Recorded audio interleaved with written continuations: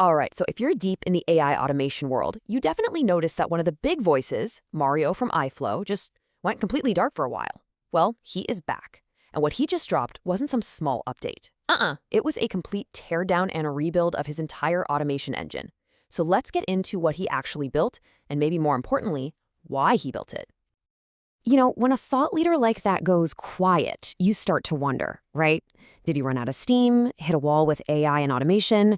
The whole community was kind of buzzing. And look, in a space that moves as fast as this one does, that's a totally fair question to ask. But this was his answer. And it's such a powerful one.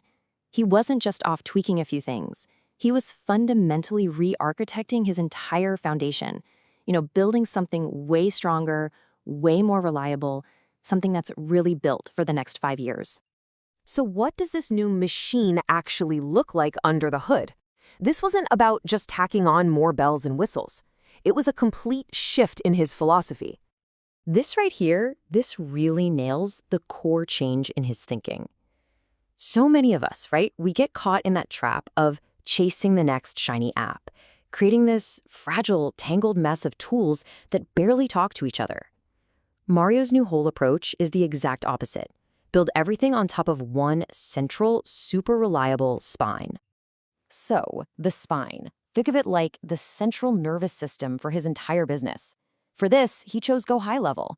It's a platform that lets him handle the entire client lifecycle, all in one place. It becomes the one single source of truth for everything, from that very first contact all the way through to a final 5-star review. Now, on top of that GoHighLevel spine, he layers his automation. And this is really clever. He doesn't just pick one tool. He uses NN for those super complex workflows where he needs absolute, precise control. But then for stuff that needs to be fast and flexible, he uses Make. It's this very intentional, two-pronged approach that's the real key here. And this is where you really see the personality he's baked into the system. I mean, come on, this is not some sterile, boring corporate machine. This is an actual internal notification his team gets. It's blunt, it's hilarious, and you bet it keeps everyone moving. But that directness, that's not just for a laugh or for motivation. It's also hardwired for pure efficiency, especially for those moments when things, inevitably break. Just look at this critical error alert. There are no vague warnings. It tells him exactly what broke, the specific flow name, and even the precise node where it all went wrong. That means he can jump straight to the problem and fix it in seconds, not hours. That is how you build a resilient system. Okay, so we've seen the tools, right? But the real magic here isn't in the tech stack. It's in the strict, disciplined philosophy that dictates how every single piece of that tech gets used. He lives by these 6 non-negotiable rules, and a couple of them are just absolute game changers. Manual first, automate second.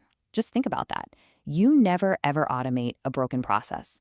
And my favorite, minimal and reliable is better than maximal and complex, which is a direct shot at those crazy, brittle 12-step automations that are just impossible to maintain. This discipline, this is the secret sauce. That manual first rule is so critical that it really deserves its own moment. It guides his entire development process, which is this 5-step workflow that kind of counterintuitively starts with people, not with code.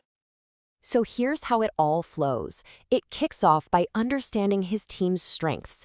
Then, once a manual process is actually proven to work, it gets locked into a standard operating procedure. Only after all that does he start researching the audience and their pain points to build something genuinely valuable.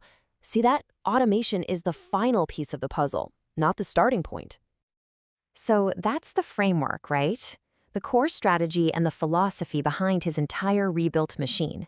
But that's just the blueprint. Because Mario's full article goes so much deeper. It gives you the exact actionable playbooks to actually build these systems yourself. Think of what we just went through as the blueprint. And the article, that's the step-by-step construction manual. And just look at what's in there. We're talking about the exact flows for his voice and text agents, the specific formats for those error alerts we saw, the prompts and the knowledge-based structures he uses for his AI, his transcript pipelines. I mean, these are literally the keys to the kingdom. So here's the question. Are you ready to stop chasing shiny objects and start building a real, reliable automation machine?